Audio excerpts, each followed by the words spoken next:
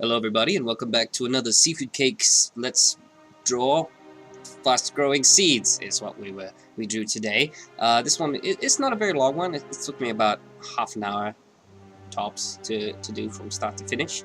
And it's slightly different in concept from the characters in that it's more of an abstract sort of idea as opposed to a character. There is a character in it. We drew an unfortunate Karma Warrior right there, and so the concept for fast-growing seeds is that they're these seeds that grow on this island, and they grow really fast enough to capture things and to stop you from doing things in the game to your opponent. But we'll get into that a bit later, possibly another video when we discuss the actual features and how the game works and stuff like that. But anyway, back to the drawing. Well, that was just me changing the music a little bit because the fox was playing What Does the Fox Say? And quite frankly, I'm almost sick to death of that song. I don't even know why it's on my playlist. We're into the ink section right here. This is us inking the drawing, and I say inking, but we're really just doing the outlines and stuff like that. I guess it'll be the inking stage in a traditional piece, but this is all digital, all done in Photoshop with a Wacom tablet. And yeah, I mean, the vines and stuff for this piece were a bit tricky. I probably did them I did do them very lazily. There's a lot of inconsistencies, I guess, but hopefully they're not seen unless you look at it really closely. And I can get away with a lot. I reckon.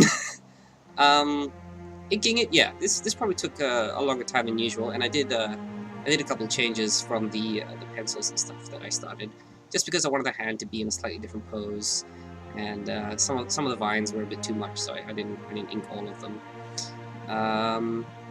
So yeah, inking, good fun. Almost missed that a little bit there.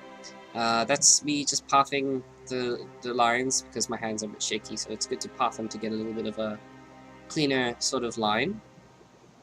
And now we're coloring the drawing. Vines first, get all the green done so I don't miss anything and accidentally color like a vine brown.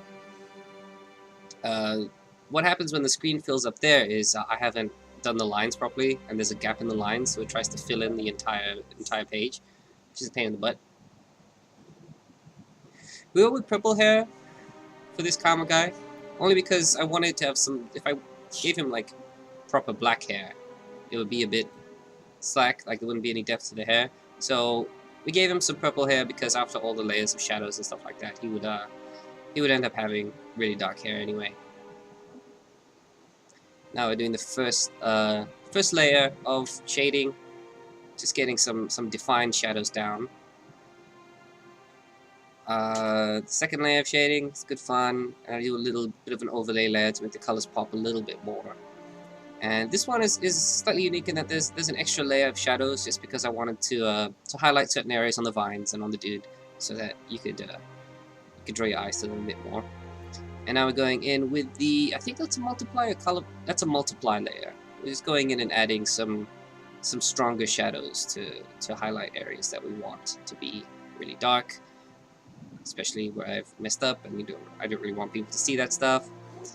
Bit of a mistake there. I applied the glows really early. I should have saved that for last. It's usually better to do your glowy stuff and your overlays and your highlights last, because it's just generally better that way.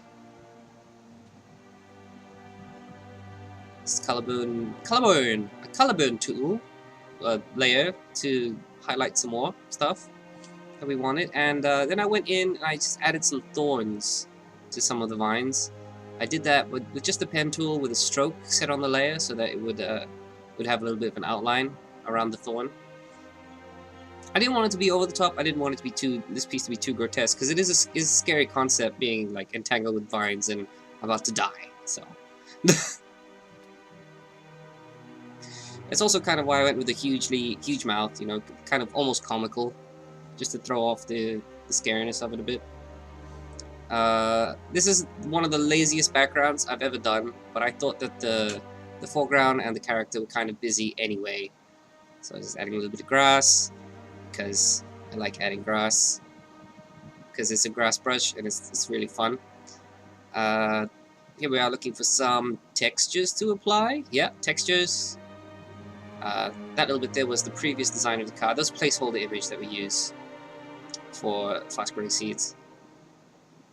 And here we are adding just some leaves falling, because last time I was out in a forest, which was ages ago, but up in the north, I was in the forest and there were just leaves falling all the time, and I thought that's really cool. I should remember that, and next time I'm drawing a piece in the forest, I should always remember to have lots of leaves, lots of stuff going on, because there's always like wind blowing through the trees and stuff like that.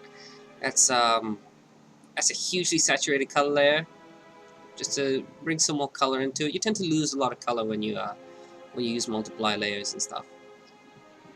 And just another round of shading there. Good fun is shading. And what am I doing now? I think that's another color burn or just some more shading? Yeah, it's just more shading.